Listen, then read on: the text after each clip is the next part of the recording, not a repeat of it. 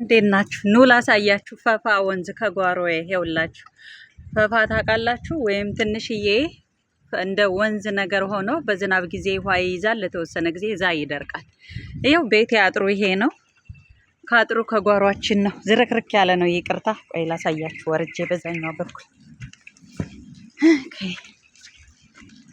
ይኸው ቤታችን ግቢያችን ዝርክርክ ያለ ነው። በጣም ትልቅ ስለሆነ በንጽህና ሊያዝ ነው። አያችሁት? በእንትኑ አጥሩ የተሰበራለውና በሰባራ አጥር። እዛ ደግሞ ጎመን ምናምን የምዘራበት ይኸውላችሁ እዚህ ጋር አለች ትንሽ። ቆይ በደንብ እንደዚህ አድርጌ ላሳያችሁ። አያችሁት?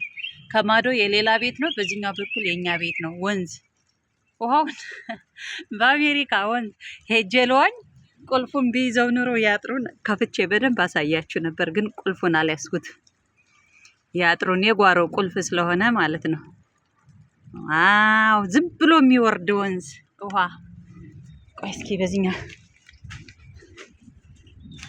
አይታይም በደንብ አያችሁት?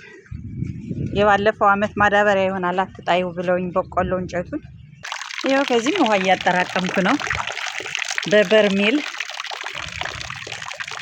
ዝናብ ዘንቦልን ደርቆ ሰንብቶ ነበረ። አድርጌ ላሳያችሁ። ዛፎቹ ምናምን ስላሉ በደንብ አይታይም እንጂ በደንብ ውጭ ወጥቼ አሳያችሁ። ቆይ እስኪ ጫማዬ እንደዚህ ላድርግና አውልቄ።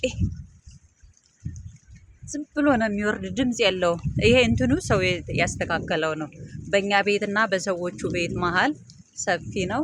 እዛ ጋር ከላይ የመኪና ማለፊያ ድልድይ ያለ በጣም ከላይ ነው። ወደ ላይ ወደ 1 2 3 4 ቤቶች አሉ። ከዛ ላይ ድልድዩ አለ ወደ ላይ ማለት ነው። ወደዚህ ወደ ታች ደግሞ ሜቢ 5 6 ቤት ይሆናል ወደ ታች ያለው ድልድይ። እኛ መሀል ላይ ነን። ወንዝ አለን። ከጓሮዬ ወንዝ መዋኘት እንችላለን። ይቻላል በአሜሪካ አዶን ቲንክ ሰው።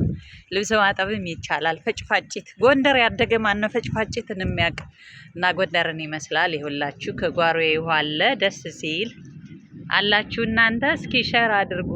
ደስ የሚል በጓሯችሁ በቤታችሁ አካባቢ ያለ አሳዩን እስኪ።